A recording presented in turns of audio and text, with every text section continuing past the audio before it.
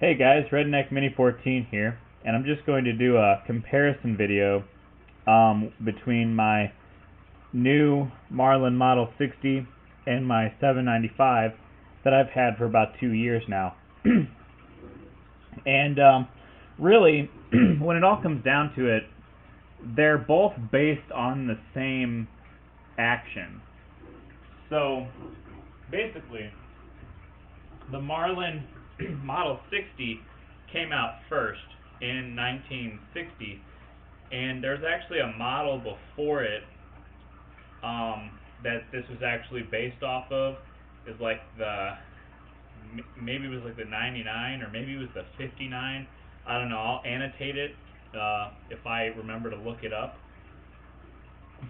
But there was a gun before either one of these two, and the Model 60 came first, and then I guess a few years later came the Model 70, which this is the 795.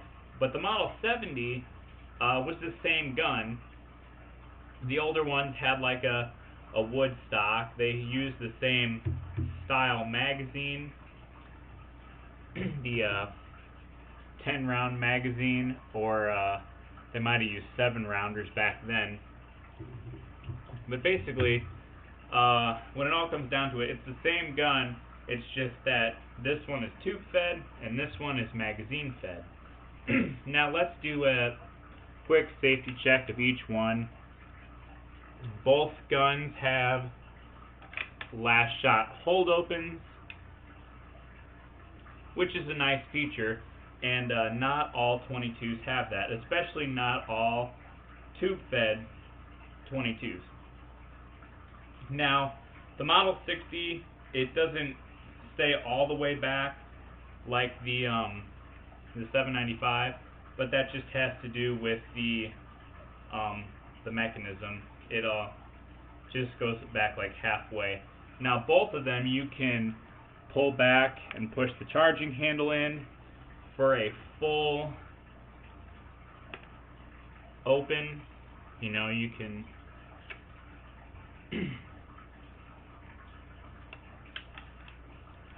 it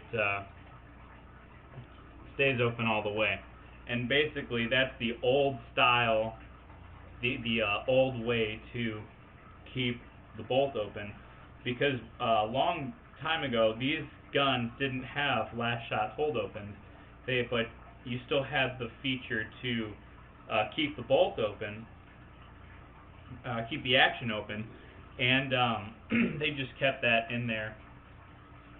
The older ones didn't have the big cylindrical charging handles either.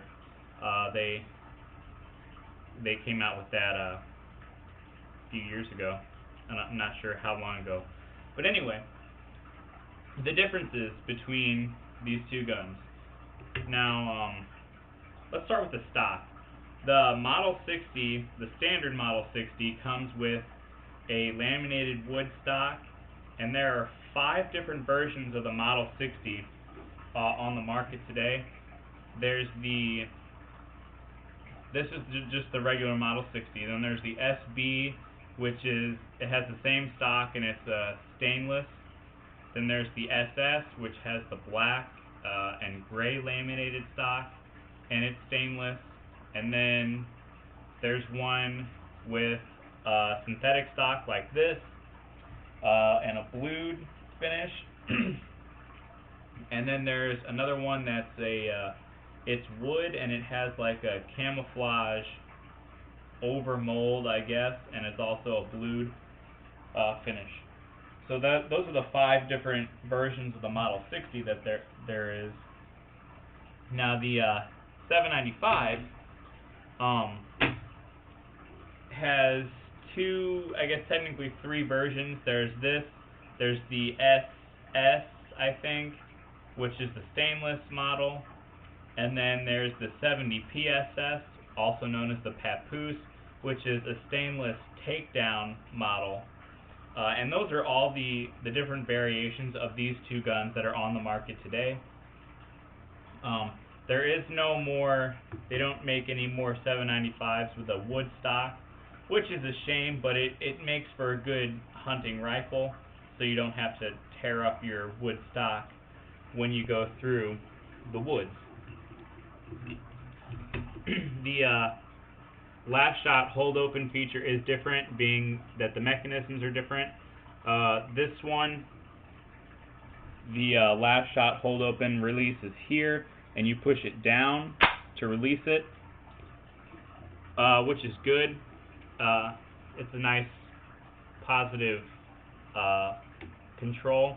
Now, basically this one, how it works is it'll keep it open on the last round. You take your magazine out, put a fresh one in, and then you push it down to put the next round in.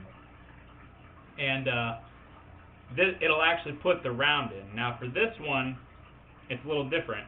It basically keeps it open to show you that you've shot your last round, and then you release it by pulling the release towards, pull it into the stock, and you release it, and then when you load your tube up, and then you have to pull it back and release it again to feed the next round. And it works like that because of just the mechanism that has to go and make the whole action work. You can't, in other words, you can't just have it open and fill the tube and then release it and then your next round be loaded into battery. That's just not how it works. Anyway, other differences. This one the Model 60 has a 19-inch barrel. The 795 has an 18-inch barrel. Both of them are very compact and lightweight rifles. The 795 is 4.5 pounds, I believe, and then the 60 is 5.5 pounds. So it's a pound heavier, and it makes this feel like a nice, full-size gun, even though it's a 22. It has that the weight of a bigger gun. Now this one is really, really light, which is also good for taking it through the woods and stuff. Maybe going backpacking with this. Having a light rifle makes for a good rifle to have on the run. Which is what I bought this for. I bought it to be a squirrel hunting, rabbit hunting, coon hunting rifle, and it makes for a good rifle to have a light rifle. I like, to me, having a heavy rifle is obviously good for recoil, but being a 22, you don't really have much recoil. So for a 22, it can be as light as you want, or it could be as heavy as you want, and it really doesn't matter for recoil for the most part. Now, capacity, the Model 60 is actually, on the website, it says that it's a 14-shot tube. And what I've found is that it's actually 15, you put 15 rounds in it. So keep your action closed, and you can get that 15th round in, which is how I always load it anyway. I always just make sure that the chamber is empty before I load it, and then I put my 15 rounds in, and then I rack the slide, or rack the bolt, and I have 15 rounds. Now, that being said, if you put 15 rounds in, or just however many rounds in with the bolt closed, and you instantly turn around and you unload it, the last round is still going to be in the bottom of the chamber, or the bottom of the action, and that's the way I figured that out is I loaded it, just the tube, not the chamber. I loaded it to see how many rounds it would hold, and it held 15, and then I turned around and I dumped the rounds out, and I only had 14 rounds, because the other one was in the bottom of the action here. So just something to keep in mind. If you don't shoot all your rounds and you have to unload it, and you just dump them out the end of the tube, you'll still have a round in the bottom of the action. Now, of course, with the 795, it comes with a 10-round nickel-plated magazine, which is cool. You can get more of these. You can get them for like $12 or $13 on J&G sales. But you can also get these. This is a Pro Mag 25 rounder. I've only put 25 rounds through each of these so far. Reason being is because of this whole 22 long rifle scare.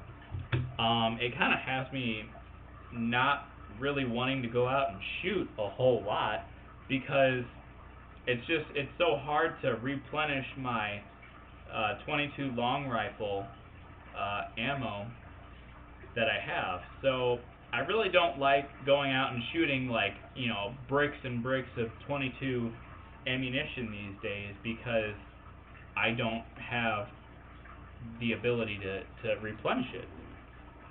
So that's why I've only had about 25 rounds through each of these. And through this rifle in general, I've probably had about 1,000 rounds. I just got this one, so I haven't shot it yet. So I'll make videos when I start shooting this one. But anyway, that's basically the only differences. Oh, for the Model 60, most of them don't have sling swivel studs, which is not a huge deal for me, because this isn't going to be a hunting gun, this is just a plinking gun. But the 795, at least the ones on today's market, have these kind of molded in sling swivel studs here, which are kind of cheesy, but I guess they'll work for a sling. But I guess they're probably more prone to breakage as opposed to like a metal sling swivel stud. But I don't know. I still have to get a sling for this. I've been saying that for about 2 years now. I still got to get a sling for this so I can go hunting with it. But I guess that's really the only other differences between the two. You know, the sights are the same. They both have micro groove rifling. Both have polymer trigger guards. Both have dovetailed groove at the top for scopes, if you want to put scopes on them.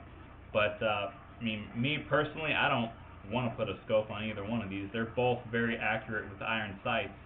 So I'm more of an iron sight type guy for plinking and for close range hunting. But anyway, I think those are the only differences that I can think of.